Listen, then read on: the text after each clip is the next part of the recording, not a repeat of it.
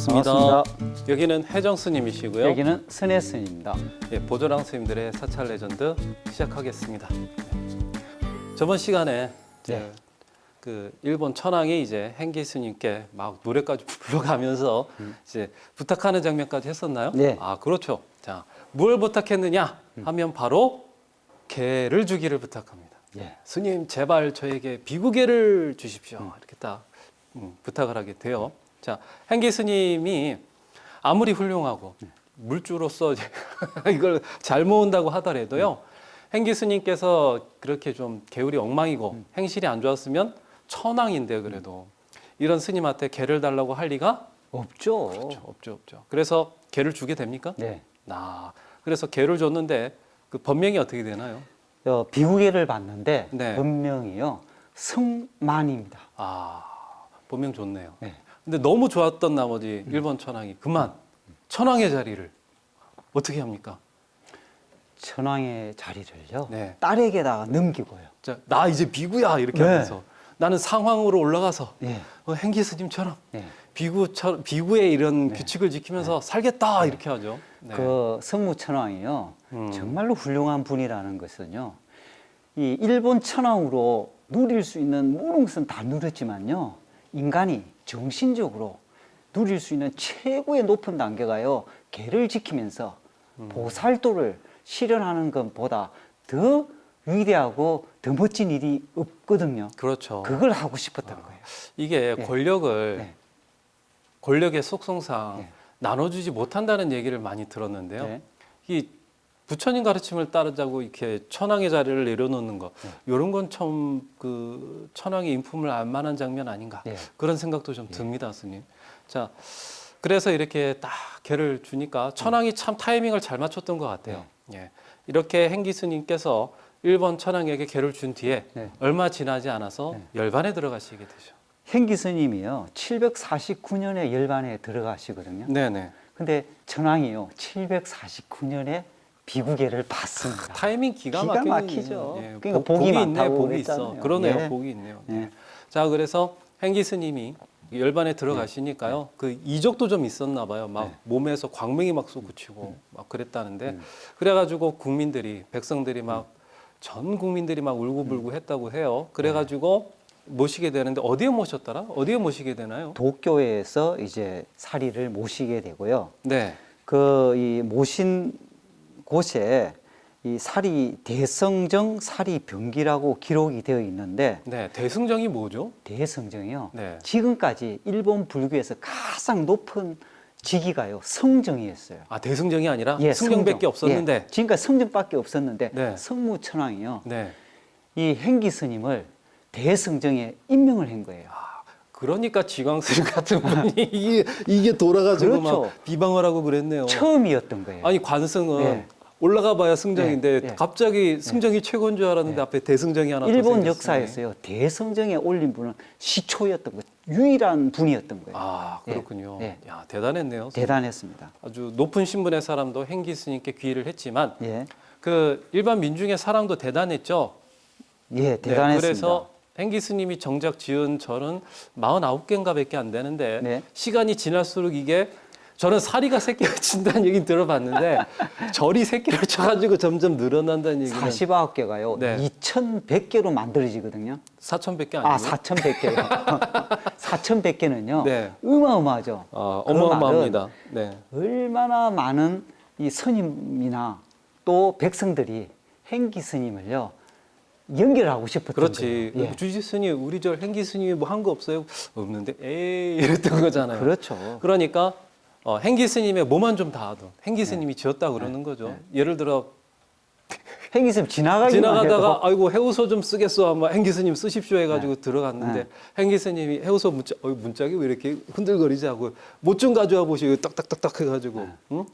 이렇게 해우소 문짝을 고쳐주고 가셨다. 그 정도는 양호한 거죠. 그러면 행기 스님이 네. 우리 절 해우소 문짝 고쳐준 거면 네. 야 우리 절 지어준 거나 마찬가지야 이러면서 네. 그랬지 않았을까. 네. 그래가지고 4,100개가 네. 됐다. 이거는요. 네. 우리 의상스님이요. 하음 10차를 만들었거든요. 네. 하음 10차를 만들었는데 시간이 지나니까 의상스님 절이 2000개가 되었어요.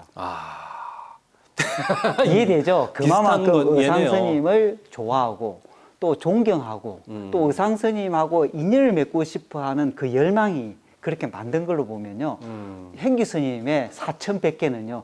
이해하는 데 충분하다고 그렇죠. 봅니다.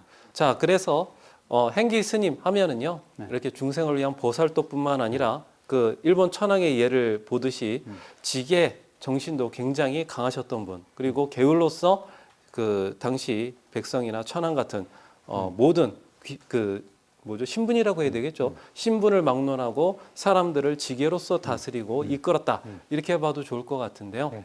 이런 행기 스님을 본받으려고 애썼던 사람들이 후대에도 또 생기게 되죠. 맞습니다.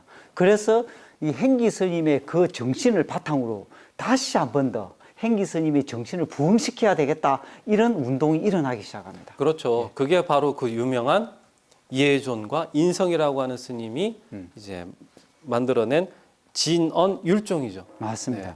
이게 한참 뒤에 일어나긴 해요. 예. 그 행기 스님이 그 씨앗을 딱 뿌려놓고 나서 500년 후에. 500년 후에 예. 이게 싹이 튼 건데요. 아주 일본 불교에 있어서 가장 대표적인 계율 부흥 운동이죠. 그렇습니다. 이 분들이 이제 행기 스님을 거의 신앙하다시피 그렇게 생각을 하면서 행기 스님의 행동을 본받아 가지고 계율도 부흥시키고 이제 중생들을 위한 보살 행도 같이 했는데 네. 특히 이 예존이라고 하는 스님은요 비구로서 보살행을 하기 위해 자서수계를 받았다. 이 부분이 좀 재미있는 부분 같아요. 이제 자서수계가 또 등장하네요. 그렇죠, 그렇죠. 일본에도. 자서수계를 받은 게 계율을 줄 수 있는 스님이 없어서가 아니라 보살비구로서 살겠다. 네. 이런 맹세의 의미로서 받았다고 그 하는 것 당시에 같아요. 일본 불교의 스님이라는 그 자체가요. 이렇게 보살계의 정신을 바탕으로 중생들을 보살도를 하겠다 이런 정신은 없었잖아요. 그렇죠. 그걸 예. 한번 다시 부흥해 보겠다는 뜻으로 자서수계를 받았네요. 그렇죠. 예. 그래서 이 예존이라고 하는 스님은요, 나중에 이제 계열부흥 운동이 성공하게 되자 예. 행기 스님의 생가를 절로 만들었는데 예. 일부러 그 절에 주지를 맡을 정도로 행기 스님을 굉장히 롤 모델로 믿고 따랐던 것 같아요.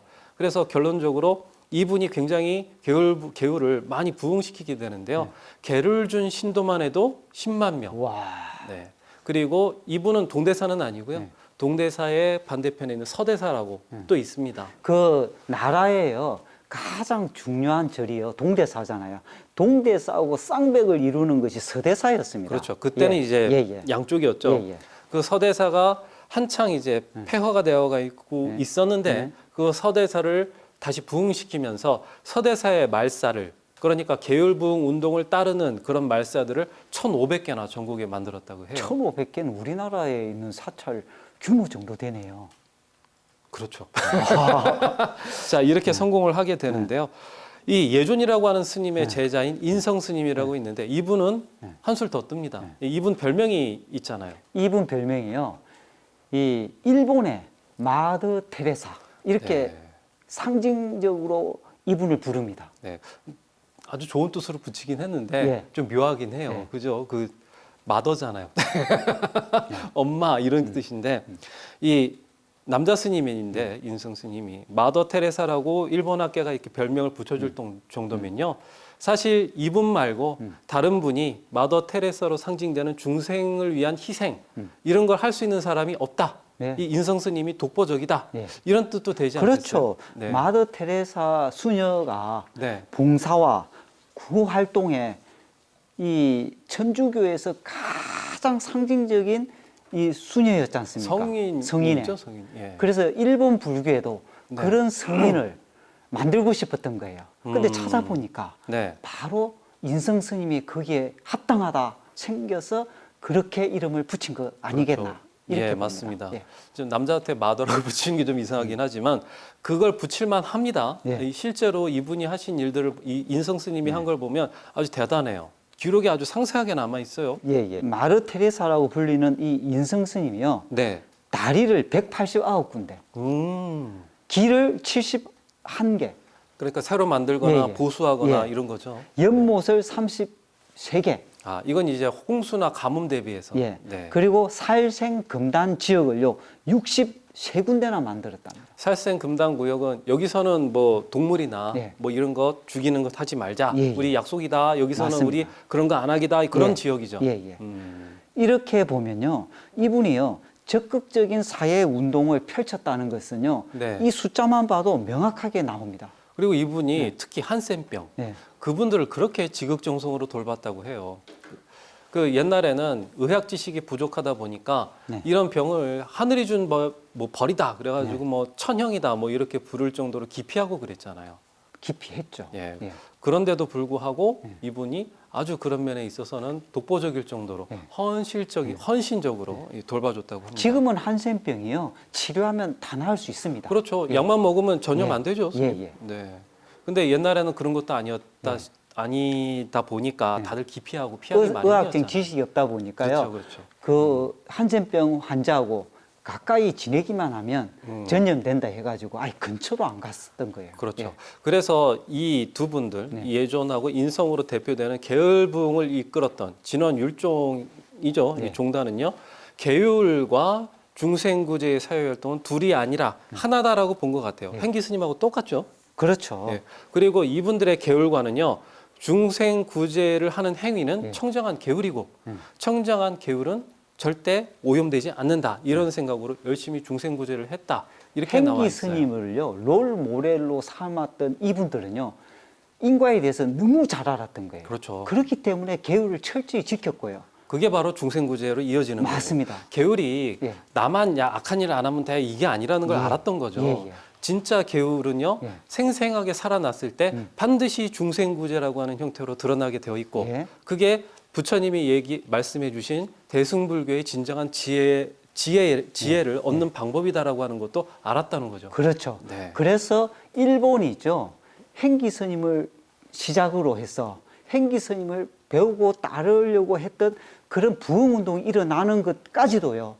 바로 일본 불교가 죽지 않고 찬란한 대승불교의 정신을 이어가려고 어마어마하게 노력을 했다. 이렇게 볼 수도 있습니다. 그렇죠. 예. 이게 바로 지계의 하나의 물결이 있었다라고 봐도 예, 돼요. 예, 이 흐름의 물결 속에서요. 예. 지금 확인해 봤지만은요. 계율을 지키면 불교도 살고요. 살고. 중생들도 그 덕을 어마어마하게 봤죠. 예. 그죠? 중생들도 행복했죠. 자, 사실이죠, 스님? 사실입니다. 네, 사실이었습니다. 근데 빛이 있으면 어둠이 있다. 어둠도 있다. 그건 누구나 마찬가지인데. 예. 자, 원래 이야기가요, 스님. 잘 되는 이야기보다 못 되는 이야기가 더 재미있어요. 재밌긴 그렇긴 예. 한데 좀 예. 마음이 아프긴 해요. 예. 자, 이렇게 계율의 흐름이 있었다면 네. 한쪽에는 파괴의 파괴의 물결이 흐름. 있었다. 예. 파괴. 예. 예. 그 이야기를 지금부터 한번 또 드려봐야 될 것 같습니다. 예. 자, 한쪽에서는 이렇게 예. 훌륭한 지계와 중생구제를 통해서 네. 여러 가지 일본의 민중을 구제하는 이야기가 있었다고 한다면요. 네. 반대쪽에는 저번 시간에도 말씀드린 것처럼 관승이라고 불리우는 일본 불교 스님들의 그 독특한 문화가 네. 이 파괴하고 아주 밀접하게 이 형성되어져 있는 것을 알 수가 있어요. 네. 그 사정을 가장 잘 알아볼 수 있는 재미난 게 있는데요. 바로 이 종성이라고 하는 스님이 남긴 발언문입니다. 제가요 이 발언문을 보고요 얼마나 황당했던지요. 이 세상에 이렇게 황당한 발언물이 불교에 있었나? 아, 그렇지. 그렇지. 네. 타이틀을 이렇게 붙이면 네, 되겠네요. 이렇게 황당한 세상 발언. 황당한 발언문. 네, 이렇게 네. 제 1위 네. 종성 스님 딱 하면 될 것 예, 같아요. 이 종성 스님이 누구냐면요. 일본 중세 시대 네. 그때 일본 중세 불교를 대표하는 학승이자 관승입니다. 네. 그때도 이제 동대사가 일본 불교를 대표하고 있는 절이었는데요. 그 동대사의 별당까지 오르신 분이에요. 그 별당이 뭐냐면 지금으로 얘기하자면 주지 스님격인데요. 이제 동대사의 별당 정도면 사실상 당대 불교의 거의 최고의 위치에 정점을 찍었다. 관료성으로서는 그렇지. 높은 정점을 위치까지 찍었다. 올라갔다. 예, 그렇게 봐도 될 것 같습니다. 이분이 이 당시 불교계의 최고 가는 학승인데요. 네. 학승 즉 공부를 하시는 스님인데 불교를 이때 불교를 공부하는 목적은요 진리를 가르치거나 혹은 깨달음을 얻거나 이런 것이 아니고요. 네. 천황이 여는 네. 그런 법회에 초청을 받는 것이 가장 중요한 목적 중에 하나였어요. 천황이 하는 법회 초청을 받으면요 출세가 보장되거든요. 그렇죠. 천황의 눈에 띄어서 그 사람은 다음에 네. 스님으로서 높은 승정 같은 관직에 딱 올라가게 되는데 그걸 하기 위해서 공부를 하는 게 제 1순위였던 거죠. 그러니까 목표가요 보살도를 하거나 중생 구제를 한다든지 그리고 내가 수행을 통해서 깨달음을 얻는다든지 이거하고 관련이 없었던 거예요. 일본 예, 불교는. 그렇죠. 예. 그래서 천황에게 받는 이제 공양청을 공청이라고 부르고요. 귀족들이 하는 것은 사청, 사적으로 받는 청이다 해서 사청이라고 불렸는데요. 이 종송이라고 하는 스님도 천황의 눈에 띄기 위해서 열심히 출세를 위해서 학문을 하고 있던 그런 스님이었어요. 예, 그런 입장에서 36세 때 적은 발언문이 지금도 남아 있습니다.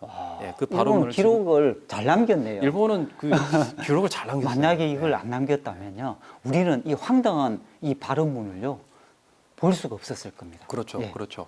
자, 이 발언문을 한번 말씀드려 보겠습니다. 이 종송이라는 스님이 아직 출세하기 전입니다. 예, 36살 때 적은 거니까요. 이 1237년이랍니다. 그렇죠. 예. 예. 자, 뭐라고 적었느냐? 첫 번째, 41세 이후에는 네. 항상 네. 계율을 잘 지키는 절에서 은거하겠다, 집거하겠다. 이렇게. 그러면 이거 36살 때 적었으니까 41세면요 5년 후부터 개울하고, 네. 그러면 개울을 지키기 전까지는 그냥 마음대로 지금처럼 개울 안 지키고 그냥 막 살겠다 이거를 발언했네요. 그렇죠. 36살 때 적었으니까요. 네. 41세 되기 전까지는 네. 천황의 눈에 들기 위해서 네. 열심히 그런 학문하고 네. 예, 다른 스님들이랑 똑같이 계율도 안 지키고 41세 지난 뒤에야 계율을 잘 지키는 좀 특이한 이런 절에 가서 계율 지키면서 은거하겠다. 은거는요, 관승을 버리고 이제 출세를 목표 지향하는 게 아니고요. 스님으로서 마땅히 지켜야 될 계율과 수행을 좀 하겠다. 이런 의미입니다. 딱 보니까요, 이 얘기 들으니까 이 스님요 5년 후에 계율 지키러 안 갔을 것 같아요. 안 이미 가죠. 발언문 자체가 네. 예? 예, 안 가고요. 나중에 네. 그거 별당돼요. 주지 스님 됩니다. 아, 자, 그런데 재밌는 거는요. 네, 네. 포인트는 뭐냐면요. 41세 이후에 네. 계를 지키겠다 이거잖아요. 네. 그럼 지금 36살 때 적은 건데 네. 그럼 지금 당장은 계를 지키겠다 안 지키겠다? 당연히 안 지키고 재미나게 살겠다는 거 아니에요. 그렇죠. 그럼 계를 지킨 것을 반성한다 안 한다? 반성 안 한다, 반성할 것 같으면요, 예. 지금 당장 하는 거예요. 그렇죠. 반성 안 하는데 41세부터 하겠다가 발언문에 들어가 있는 거예요. 와, 훌륭한 발언문이 이상한 발언문이 제가 보기엔. 그 당시에는요, 네. 굉장히 훌륭한 발언문이었어요. 왜냐하면 네. 다 안 지키니까. 왜? 41세 이후라도 네. 지키겠다는 게 대단한 거죠. 그러니까 자기라도 이런 발언을 했다는 것 자체가요 충격이었던 거예요. 그렇죠. 그 사회에서는. 이거 적을 만하죠. 기록으로 남길 네, 만하죠. 네, 왜냐면 네, 당당하니까. 네, 자, 두 번째는 더 재밌습니다. 자, 두 번째 뭐라고 적었느냐 하면 현재까지는 95명이다. 95명. 네. 와. 이거 여기까지만 들으면 네. 뭐 중생구제가 95명이라는 네, 등, 네. 아니 뭐 제자가 95명이라는 등 이렇게 볼 수 있는데요. 그 뒤까지 딱 들어보셔야 예. 돼요. 자, 현재까지는 95명이다. 남자를 범하는 일 100명 이상은 너무 심하니까 안 하겠다. 이렇게 적어놨어요. 그러면 음, 95명을요 음, 남자를 범했다는 거 아니에요? 그렇죠. 여기서의 이제 남자는 네. 성인 남자가 아니고 네. 그 동자라고 네. 남자 아이를 의미합니다. 이거는 더 큰 죄 아닌가요? 지금으로 보면요 네. 아동 성학대범 아닌가요? 그렇죠. 중형도 이런 중형이 아니에요. 그죠? 그렇죠. 근데 네. 95명 그것도. 그렇죠. 95명이죠. 네. 근데 아까도 얘기했듯이 일본하고 똑같아요. 네. 95명 했는데 네. 너무 좀 적절하게 해야 될 것 같다. 네. 그래서 100명 이상은 안 하겠다니까 지금 95명이니까 앞으로 99명까지는 한다 안 한다. 한다. 한다를 발언으로 했어요. 99명을 한다고 해도 네. 다른 사람에 비해서는 적절하다. 적다. 그 발언문에 이거 아니에요, 적용하다. 그죠? 그렇죠. 와, 그 다른 밖에 거는 볼 필요가 없네. 이 밑에도요. 정도면. 어떤 그 뒤에 이제 차마 남사스러워서 더 이야기하긴 좀 그렇고요. 밑에 내용도 대동소이합니다. 자, 그래가지고 이 발언문을 보시면 아시겠지만 95명이다. 남자를 범하는 일 100명 이상은 하지 않겠다라고 했잖아요. 네. 그러면 발언문에 적이 없어요. 95명까지 내가 파괴를 했다. 음계를 범했다 이거잖아요. 거기에 대한 반성이 없어요. 없습니다. 없어요. 발언문은요. 네. 청정에서 시작하거든요. 네. 이런 발언문에요. 네. 내가 한 거 잘했다. 그리고 아니, 나는 잘했다고 쓰지는 않았는데. 아니 근데 이거 객관적으로 보면요. 네. 아무렇지도 않다는 거 아니에요. 도덕성이 없잖아요. 아니, 왜냐하면 네. 너도 하고 나도 하고 남도 하고 다 하는데. 그러니까 잘한 저 거지. 큰 스님도 하고 나 작은 잘하는 스님도 하고. 거니까 이 발언문 괜찮다. 그렇지, 그렇지. 그리고 남이 이- 봐도 뭐 별 문제 안 된다 네, 이거죠. 네. 자, 자, 이렇게 네. 기타 등등 네. 차마 남사스러운 건 다 빼고요. 음. 이미 남사스러운데. 자, 이걸 쓴 이유가 있을 거 아닙니까? 일단 발언을 했으면. 네. 원을 세웠으니까, 뭐 이유가 있으니까 원을 세웠을 거 아, 아니에요. 이유야. 기가 막힌 이유를 대야 되죠. 예. 그 이유가 뭐였느냐? 이렇게 좀 지금의 현대인의 입장으로서 보자면 말도 안 되는 이런 발언을 했는데 이런 발언을 한 이유가 뭐냐면요. 이걸 통해 가지고 이런 발언을 내가 지킴으로 인해서 네. 미륵보살님을 만날 수 있는 그런 좋은 어변을 이 업이 닦는다. 선업을 지어가지고 미륵보살. 이게 선업이 된다는 거죠. 그러니까 네. 미륵보살님한테 가려면 좋은 선업을 닦아야지 가는데 내가 이렇게만 해도 선업이 돼서 미륵보살님이 한테 가는데 지장이 없다 아니, 있더라니까요. 지장이 없는 게 아니라 간다니까. 아, 이거 간다는 그럼 뭐이 아니, 세상에- 티켓이 나온다니까요. 이 세상에요. 자, 그것도 못 갈 사람이 없네요. 그렇지. 나도 가나? 자, 그래서 네. 닦아서 어딜 가느냐? 도솔천의 왕생을 이루기 위해서다. 이렇게 얘기를 하고 있습니다. 네. 자, 그래서 지금 이후 이 금단을 어겨서는 안 된다. 네. 자, 기청. 예, 바로는 이와 같다. 이렇게 적었습니다. 자, 이때가 사문 종성. 이렇게 자기 사인하고 내가 36, 36살 딱 이렇게 적고 마무리를 해요. 이때가 종성 스님이요. 네. 뭐 아주 직급이 높아가지고 권한도 많고 그런 게 아니었어요. 이 중급 있죠. 네. 중급 클래스 정도의 실력이나 그런 위치밖에 안 됐는데 이런 발언을 했다는 게 당시 이 동대사에 있던 많은 스님들이 대부분 비슷한 생각을 가지고 스님 생활을 했다. 이걸 알 수가 있는 그 부분입니다. 자료를 찾아보니까요. 네, 이분이 1237년에 발언을 했지 않습니까? 네, 1261년에요. 가마쿠라 막부에 법령이 있는데요. 그 법령에는요. 공식적으로 대동할 수 있는 이 동자의 숫자를요. 기록을 해놨어요. 이 율사 스님은요. 네. 3명을 데리고 다닐 수 있어요. 율사 스님. 동자를 네. 공식 석상에서. 공식 석상. 그 성정은 11명. 아, 맞네. 그리고 범성 있죠. 네, 범성은 일반 스님들. 일반성. 네. 일반성은 3명. 음, 이걸 있죠. 네. 법령에 의해서 만들어진 거 보면요. 아무렇지도 않았던 그러니까 뭐 일본 조정도 그러려니 네. 하고 스님들도 그러려니 했다는 거죠. 그러니까 스님 네. 생각해 보세요. 우리가 포살 같은 걸 하면 묻잖아요. 청정합니까? 물으면 청정하지 않는 스님은 나가야 되잖아요. 네. 다 모여가지고 네, 네.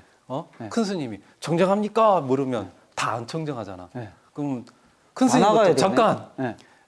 안 청정하니까 나가야 되는데 네. 내가 법남이 제일 높으니까 나부터 나가겠어. 그러면 알겠습니다. 그러면서 줄줄이 나갈 거 아닙니까?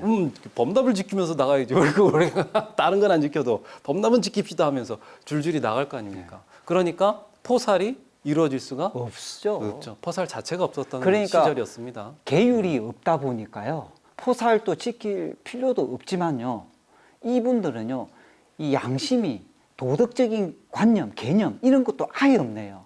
현대인하고 완전히 틀렸죠. 예. 자, 그래서 아까 얘기했던 행기 스님을 본봤던 그 예존이라는 스님이 포살을 부활시켜요. 예. 그러니까 그 포살 부활시킨 걸 보고 예존 스님의 그 도반들이 있을 거 네, 아닙니까? 네, 그 예존 스님과 이제 뜻을 같이 하는 스님들이 막 눈물을 흘리면서 부처님의 정법을 내 눈으로 보다니 하면서 막 울었다는 기록이 있어요. 송강사에서는요. 포살을요. 보름마다 하거든요. 음. 그러니까 이 보름이 15일 아니에요. 15일마다 네. 포살을 계속 하는데 네. 여기는 수백 년 동안에 네. 포살을 안 했다는 거 아니에요. 그렇죠. 이런 동자 문제가요. 네. 한참 뒤에도 또 한번 회자가 되는데요. 왜냐하면 스님들끼리 네. 이쁜 동자를 두고 쌈박질을 하도 하니까 네. 우리 아예 동자를 안 두는 게 어떠냐 이런 논의가 한번 나온 적이 있었습니다. 그러면 이 논의를 통해서 이 동자 문제가 깨끗하게 해결되겠네요. 그렇죠. 깨끗하게 해결됩니다. 계속 두는 걸로. 네. 계속 두는 걸로. 걸로. 이게 중세법칙 사료집에 나와 있는 아, 내용이에요. 이거. 그러니까. 역시 그 밖에도요. 네. 종성 스님이 남긴 기록이 꽤 많아요. 아, 고스란히 남아 있는데요. 훌륭하네요. 기록은. 술을 안 먹게 해놨다는 등, 도박을 안 하겠다는 등, 이제 도둑질을 좀 그만하겠다는 등 그런 발언문들이 막 발견이 된다고 아니 합니다. 근데 여자는 안 범했나요? 여범도 범했다고 하죠. 기록이 있어가지고요. 예. 스님들만 가는 예. 스님 전문 승려의 집이 따로 존재했다고 하고요. 그렇게 이제 음계를 안 지키는 문화다 보니까 그 관승들, 일본 승려들, 공식 승려들 사이에서는 처자를 가지는 것이 공공연한 비밀이었다. 이랬다고 해요. 그래도 처자 가진 것을 비밀로 두었 거 보니까요. 조금 양심은 있었네요. 그러니까 최소한 이게 네, 네. 부처님의 법에 어긋난다라고 하는 인식 정도는 남아 있었던 거죠. 그렇구나. 근데 이런 인식 자체가 깨지는 일이 나중에 발생하게 네, 됩니다. 그래서 이런 게 파괴의 물결로서요. 일본 관승의 세계에 하나의 문화로서 아예 자리를 딱 잡게 되는데요. 이 공업이 뭉치고 뭉치다 보면 빵 하고 터져 나오잖아요. 예. 그 터져 나올 때 그 터져 나온 것을 정점으로 쳐 올린 인물이 있습니다. 바로 신란입니다. 그렇죠. 신란입니다. 신란이라고 하는 스님이 예존 스님하고 동시대 분이에요. 그러니까 한쪽에서는 지계, 한쪽에서는 파괴, 두 가지가 격렬하게 부딪히는 시대가 바로 일본 중세 시대였고요. 그리고 일본에서 옛날에 존재했던 불교를 대체하는 새로운 불교가 막 이렇게 아까 예존 스님이 만들었던 진원율종 같은 지계를 지키는 그런 학파라든가 신란 스님처럼 파괴를 하자 이걸 주장하는 그런 불교가 새롭게 막 만들어지던 그런 시대였죠. 그래서 그 시대를요 신불교 시대라고 하기도 합니다. 어떻게 보면 이 신란 스님은 흑영웅이죠. 악당 영웅이라고 해야 되나? 지금 또요. 네. 일본인들이 가장 존경하는 스님들 중에 한 분이에요. 이분은요. 그렇지. 행기 스님도 존경하지만 이 스님도 존경해요. 일본 참 얼마나 재밌는 나라예요. 존경하느냐면요. 거의 신처럼 이렇게 모시는 분도 있다고 합니다. 그래서 이 신란이라고 하는 스님이 파괴 더 정확하게는 대처를 이제 아예 당당하게 주장하는 스님인데요. 이 스님이 결론만 놓고 얘기하자면 성공하죠. 성공하죠. 그 성공할 뿐만 아니라 이 신란 스님이 만든 파괴를 해도 좋다라고 하는 이런 정토 진종이라고 하는 종파는요. 현재까지도 생생하게 살아있죠, 스님. 지금요. 지금 한국을 대표하는 종단 그러면 조계종이잖아요. 그렇죠. 조계종입니다. 일본을 대표하는 종단이 무엇입니까? 그러면 바로 이 정토 진종을 얘기합니다. 신란에. 얼마나 크길래 그래요? 조금 돼요, 규모가. 얼마인데요? 이 사찰수가요. 네. 22,000개. 아까 행기 스님이 만들었다는 절이 한 4,000개 아니었어요? 그보다 더 많다는 거잖아요. 22,000개, 22,000개. 22,000개? 신도수는요? 신도수는 1,300만 명. 지금 우리나라 불교 신자가 한 7,800만 된다고 하진 않나요? 그거는 이제 좀 이렇게 뭐 어쨌든 그거 한 2배 정도 된다. 2배. 압도적인데요, 스님? 좀 압도적이죠. 아니 원래 이 세상사가 이단도 힘이 세지면 정통이 된다 뭐 이런 말도 있긴 하지만 이건 좀 심하잖아요. 정통이에요 지금. 정통이에요? 일본 불교를 대표하는 종단이 바로 이 신란의 이 정토 진종입니다. 좀 심각한 것 그건 저희 생각이겠죠. 스님만 심각하지. 그렇죠. 일본 사람들이 알면 큰일 나요. 좋은데, 그죠? 자, 그러면 이 신란 스님이 만든 이 정토진종, 신란 스님이 왜 이런 생각을 하게 되었는가? 그 부분은 제가 말씀드릴 수 있을 것 같아요. 한번 그 부분은 듣고 제가 싶네요. 숙제를 했거든요. 자, 이분이 이제 대기근 때 부모를 잃고요. 그 일본에 아주 유명한 산이 있습니다. 그 비해산이라고 있어요. 그 비해산에 연력사에 들어가가지고 열심히 수행을 하다가 20년 동안이나 했는데 수행에 결실이 없다 보니까 하산을 해가지고 그 근처에 있는 어떤 다른 그 신사 같은 곳에 가서 100일 기도를 드렸답니다. 그래가지고 기도를 한참 열심히 하다가 95일째에 꿈을 딱 꿨는데 어떤 꿈을 꿨느냐? 그 쇼토쿠 태자라고 일본에 아주 위인이 있어요. 그 쇼토쿠 태자가 관세음보살을 딱 몸을 화연해가지고 이렇게 자기한테 얘기를 하는 걸 들었대요. 뭐라고 얘기를 했느냐면 수행자가 숙세의 과보로 인해 가지고 음계를 저질렀을 때, 그래가지고 여자를 범했을 때, 나 관세음보살은 옥녀의 몸이 되어가지고 그 범함을 받고, 또 같이 백년 해로가 아니구나. 그냥 해로를 하면서, 임종시에는 극락 왕생시키겠노라 이렇게 말을 하는 걸 딱 들었답니다. 근데 사람마다 꿈을 딱 꾸게 되면 그거를 아주 심각하게 받아들이는 사람이 있잖아요. 그죠. 이 꿈을 또 해석을요 네. 사람마다 다양하게 하거든요. 그렇죠. 이걸 저 같으면 뭐라고 해석을 할 것 같으면 수행자가 숙소에 과보로 여범을 한다 했을 때는 과거의 업 때문에 그 업력을 못 이겨가지고 못된 짓 하는 거잖아요. 파괴를 하는 거잖아요. 그러니까 그 사람의 입장에서는 어쩔 수 없다. 지금 당장은 어쩔 수 없잖아요. 그렇게 했을 때 이 보살들은 관세음은 옥녀의 몸이 되어 범함을 당하고 다른 중생이 고통받는 게 아니라 그 보살로서 그 수행자가 못된 짓을 했을 때 다른 중생이 고통 안 받게 내가 대신 그 나쁜 짓을 대신 감당하고 그 대신에 평생 동안 해로하여 이 얘기는 이제 그 수행자가 아이 못된 놈, 파괴하는 놈하고 버리거나 지옥에 쳐넣거나 이게 아니라 그 수행자의 근기에 맞게 차근차근 잘 이끌어가면서 극락에 왕생시키겠노라. 극락은 결국 아미타 부처님이 공부시켜주는 데니까 기후를 잘 지키는 곳 아니겠어요? 그러니까 근기에 맞게 차근차근 가르쳐서 결국은 올바른 계를 지키는 숙세의 과보에 더 이상 끌려다니면서 파괴를 저지르지 않아도 되는 그러한 세계로 정법의 세계로 인도해야 하는 것이 바로 보살이다. 이렇게 해석을 하는 것이 좋을 것 같은데요. 그건 스님이 해석이죠.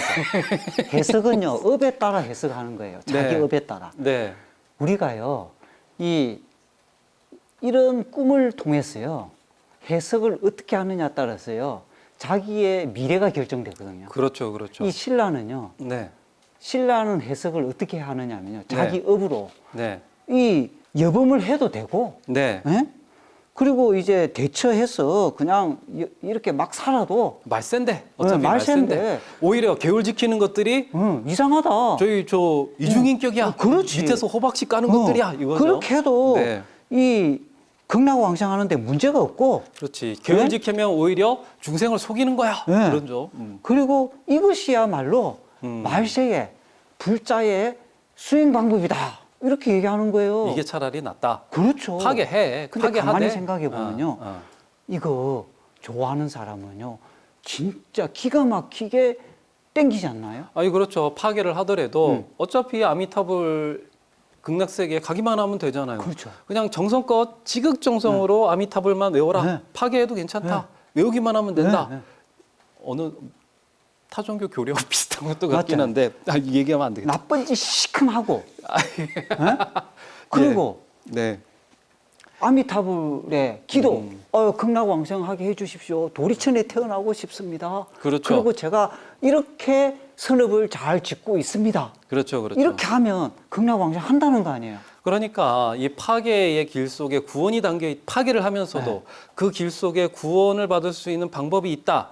사실 이게 욕망을 정당화시키는 아주 달콤한 이야기일 수밖에 없거든요. 네. 그게 일본인들의 마음을 탁 집었군요. 네. 이 공업이라고 합니다. 공업은요 네. 무서운 것이요. 많은 사람들이 똑같은 생각을 하잖아요. 네. 그러면 이 똑같은 생각이요 주류가 됩니다. 그렇죠. 예. 네. 자, 그래서 이렇게 무의식 속에 담겨져 있는 인간의 욕구를 잘 건드리는 신란 스님의 이 이야기가 대성공을 거둬가지고요. 예. 정토 진정이 되어서 지금까지 흘러오고 있다. 이렇게 말씀하시면 되겠네요. 신라는요 네. 장가가 가지고요 네. 사남 일녀를 낳습니다. 그러면 언행일치네요. 그렇죠. 그렇게 해도요 네. 일본인이 추앙하고 이렇게 이 존경하는 훌륭한 스님으로 되어 있으니까요. 그렇죠. 정말 대성공을 이룬 거죠. 예, 이런 파괴의 물결이 또 한 번의 정점을 치는 사건도 있었는데요. 네. 뭐 그 전국 시대의 승병들 있죠. 네. 예, 그래서 뭐 난리가 납니다. 네. 예, 그래서 승병들이 막 설치고 다니면서 거의 뭐 독립무장단체 겸 용병으로 활동을 하기도 했는데, 우리나라 성병 그러면요. 네, 뭐 다 나라를 임진왜란 때 위해서, 의병 이런 예, 거였는데, 백성을 네. 살리기 위해서, 백성을 지키기 위해서. 이때 일본 승병은 그런 승병 아니고요. 아니 그러니까 우리가 자기네 성병하면 그런 성병을 생각하는 일본의 성병은 다른 거 아니에요 지금. 그렇죠. 예. 자기 절 지키려고 네. 그리고 자기 재산을 보호하고 네.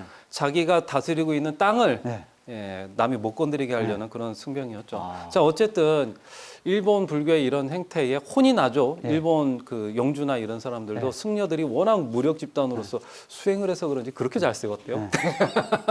자, 그래가지고 이 꼴을 더 두고 볼 수 없었던지 이제 에도 시대가 되자. 네. 예. 그 일본 불교를 좀 어떻게 좀 관리를 해야 되겠다. 청정하게 만든다는 의미는 아니고요. 통제해야 되겠다. 그래서 에도 시대에 불교 정책들이 막 나오게 되는데요. 대표적인 것이 두 가지입니다. 한 가지는 뭐냐면 본말사 제도예요. 아, 우리 한국에 지금 이 사찰들이요. 본말사 제도로 지금 이 체제가 완비되어 있지 않습니까? 연결되네요. 그렇죠. 이 본말사 제도가요, 이때 만들어진 거예요. 이때 만들어져서 일제 강점기 때 이제 한국 불교가 그것을 받아들였죠. 자, 이 본말사 제도를 이제 만들어 놓은 이유는 명확하죠. 예, 본사가 말사들을 통제하면 일본 조정은 본사만 통제하면 되거든요. 그러니까 수직 구조죠. 네. 수직 구조는 어떨 때 위력을 발휘하나요? 수직 구조는요, 이거는요, 명령지향적이기 때문에 통제하기가 너무 좋습니다. 그렇죠. 완전 행정 시스템인 거예요. 네. 부처님의 원래 가르침은요, 행정 잘하고 통제 잘하기 위해서 만든 시스템이 아니거든요. 그렇죠. 많이 들어보셨을 거예요. 대중공사 화합이라고 그래가지고 대중이 다 모여 앉아서 서로가 이야기를 잘 나누고 올바른 이야기가 도출될 때까지 서로 이야기를 나누는 것이 평등하게요. 네. 그것이 불교의 오랜 전통이자 부처님의 가르침이었잖아요. 네. 그래서 수직이 아니라 수평이었죠. 뭐 범답의 차이는 있지만 다 자기가 생각하는 올바른 가르침을 중심으로 끝까지 서로가 서로의 이야기를 들어주는 그러한 대등한 관계에서 조직을 운영해 나가는 것이 불교 전통의 방식이었는데 네. 어떻게 보면 이 본말사 제도도 나름대로의 장점이 있지만 부처님의 정신과는 좀 동떨어져 있다는 점에서 좀 보완을 하거나 장점은 분명합니다. 네, 수정을 인사권과요, 재산 관리권을요, 장악하기에는요, 이거보다 더 좋은 게 없거든요. 그럼 말을 잘 들어요, 성녀들이. 그렇죠. 네. 자, 근데 더 심각한 제도가 네. 하나 더 도입이 되는데요. 바로 단가 제도입니다. 네. 원래 단가 제도는 시작할 때요, 기독교인 때문에 시작한 제도죠. 네. 네. 그래서 이 단가 제도가 뭐냐면요. 그 절이 있으면 그 절이 있는 지역의 주민들이 자기가 그 절의 주지에게 호적을 올리는 거예요. 쉽게 얘기하면 이 절에 호적을 올리는데 그냥 올리는 게 아니고 말씀하신 것처럼 그리스도교가 아니고 나는 불교 신자이고 이 지역의 주민님이다라고 하는 것을 그 절에 있는 주지 스님에게 확인을 딱 받는 거죠. 이거 1년에 한 번씩 무조건 의무적으로 받아야 되잖아요. 그렇죠. 네. 그리고 지역 영주에게 제출했다고 하네요. 그러니까 그 지역에 있는 주지 스님이 발부 안 해주면 영주한테 혼나겠죠. 혼나는 게 아니고 네. 기독교인으로 네. 이 증명이 되면요, 죽잖아요. 혼나죠. 네. 아주 참혹하게 네. 고문을 받다가 이제 그게 끝났다고 하는데 처형당했다고 하는데요. 이걸 통해 가지고 사찰들은요 어마어마한 혜택을 보게 됩니다. 경제적으로요, 이 완전히 놀게 생겼네요. 그냥 앉아서 그냥 그 마을에 있는 모든 이 주민들은 다 절의 통제권 안에 다 놓이게 되는 거예요. 그러니까 절에서 뭘 행사하거나 때가 되면 신자니까요. 네. 늘 가서 보시를 하고 절을 도와주고 해야 되니까 스님들은 포교를 할 필요도 없죠. 네. 중생을 도와주기 위해서 나가가지고 일을 할 필요도 없죠. 거기에다가 호적을 발부해주는 공권력이 있잖아요. 네. 그러다 보니까 그 사람들의 눈치를 볼 필요도 없었죠. 그러니까 지계를 지킨다거나 혹은 대승보살도를 위해 가지고 열심히 일할 필요가 아무 필요가 없어지게 된 겁니다. 그 당시에 스님들은요, 이 제도가 들어오고 난 뒤에요, 굉장히 좋아했을 것 같아요. 예. 다 받아들였죠. 그래가지고 단가 제도는요, 솔직히 일본 불교가 가져야 될 대승 정신, 보살도 정신을 아주 뭐 박살을 냈다라고 표현해도 좋을 정도로요. 일본 불교의 암흑기를 가져온 그런 제도입니다. 그래서 이런 에도 시대에 불교가 자기의 정신을 잃고 경제력을 통해 가지고 그냥 편안하게 지내는 그런 장내 불교의 형태를 가지게 되는데요. 네. 자, 시대가 흘러서 메이지 유신이 일어나게 되고 메이지 정부가 일본에 딱 들어서게 되자. 그때가 1868년입니다. 그렇죠. 예. 그때 이제 메이지 정부가 추구하던 어떤 가치가 있었는데 그게 바로 제국주의며 군국주의죠. 예, 그런 제국주의와 군국주의를 하기 위해 가지고요. 이제는 상황이 바뀌게 됩니다.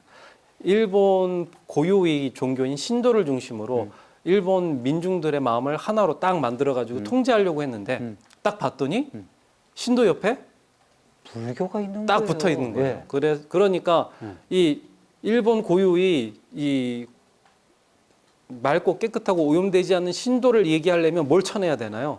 당연히 불교를 쳐내야 되고 그렇죠. 불교를 억압해야 되겠죠. 불교를 억압하기 예, 시작합니다. 그러면 불교를 억압하기 위해서 가장 힘 빼기 좋은 방법은 경제권을 다시 뺏어가는 거죠. 그럼 단가제도 그냥 없앴던 걸로 네. 지금까지 있었던 것을 그렇지. 무효하자 이렇게 하겠네요. 그러니까 불교가 크게 흔들리게 됩니다. 거기에 덧붙여서요. 몇 년 뒤에는 태종관포교, 그러니까 공식적인 명령이에요. 포고니까. 포고를 하게 되는데 뭘 포고하게 되느냐. 지금부터 승려의 육식, 결혼, 축발, 머리 기르는 거죠. 마음대로 해라. 그리고 법요 외에는 일반인처럼 속복 아무렇게나 입어도 괜찮다라는 공식 명령을 내립니다. 국가가 이 성녀들이 공식적으로 파괴를 해도 된다 하는 걸 명령을 내리네요. 와. 그러니까 이게 가능했던 게 네. 일본 불교의 스님들은 처음부터 그 문화가 뭐였다고요? 관승, 관료승이라고 하는 문화가 깊이 배어 있었기 때문에 이게 통했고요. 두 번째로는요. 불교의 계율을 나라가 좌지우지할 정도로 서로 불교는 불교대로, 정부는 정부대로 서로 개념이 없었다. 아, 그렇게 봐도 좋을 것 아니 같아요. 부처님 법에는요. 출가해야 해서 개울을 5년 동안에 먼저 배우고 개울을 배우고 난 뒤에 교학을 배우고 그리고 깨달음을 추구하기 위해서 수행도 해라 이런 게 부처님 법인데 아니 계율이 없다 막 살아라 그럼 이거는 성녀로서 부처님 제자로서 성녀로서 자격이 없는 거 아니에요? 아니 근데 뭐 원래 그랬는데 선생님 원래 원래 그러고 그랬어요? 그러세요. 아, 일본 그럼 이- 불교가 아까부터 얘기했잖아요. 그거 종성 스님부터 해가지고 아니, 그래도 뭐야, 아무리 그거 그렇지만 95명이 어쩌고 도둑질 좀 아니, 이걸 그만하겠다는 불교라고 거 뭐 하면요. 했는데 아니, 아까 계율을- 신라는 스님 뭐 사남일녀야 뭐야? 아니 계율을 잘 지키는 네. 불교는 뭐가 돼요? 아니, 일본을 뭐가 대표- 되긴 일본 불교 일본 됐잖아요. 불교를 대표하는 네. 이 경단이요. 네. 일본 사람들 생각하기에는 이것이 바로 불교라고 생각할 거 아니에요. 아니, 지금 그렇게 생각하고 계율 안 있잖아요. 지켜도 불교인데 한국에는 왜 이상하게 왜 계율 지키고 너희들 이상하다 할 거 아니에요. 완전한 짝퉁인데 뭘 짝퉁 어쨌든 이렇게 됐다. 부처님의 이름을 네. 탄 짝퉁 불교잖아요. 아이, 따지고 보면. 아이 그런 말 하지 마요. 잘리면 어떡하려고. 자, 유럽에서 쫓겨나요. 자, 어쨌든. 네. 자, 이렇게 네. 메이지 정부가요. 군국주의 하기 위해 가지고 불교를 어마어마하게 탄압합니다. 네. 그러니까 그동안 당한 게 있는 사람이 있잖아요. 일본 불교가 이렇게 공권력도 가지고 경제력도 장악하면서 그 일본 불교에게 당한 사람들이 있죠. 네. 그 신도 쪽 세력하고 네. 지역 주민들도 일본 불교 좀 별로 안 좋았을 거 아니에요. 네. 주지가 맨날 뭐 네. 호적대로 뭐 구박하고 그러니까 그래가지고 일본 불교가 굉장히 위기에 몰리게 됩니다. 그러니까 일본 불교는 이제 드디어 선택을 해야 할 상황이 됩니다. 메이지 정부가 너 내 말 따를래 안 따를래? 지기할래 파기할래? 네가 알아서 결정해. 이렇게 하니까 일본 불교가 양손을 공손히 모으더니 노래를 합니다. 네. 네. 저전손이? 저손은 아니에요. 이 뭐에 젖어요, 젖기는. 그럼 뭔가요? 그거 있잖아요. 정량리로 갈까요? 뭐 이런 거 있잖아요. 아, 예. 그러니까 딱 그걸 한 거예요. 파괴를 할까요? 지게를 할까요? 나는 이걸 하렵니다 하면서 딱 집었는데 그 얘기는 뭘 집었는가는 다음 다음 시간에. 시간에 네, 그님 하셨습니다. 끝내면 됐습니다.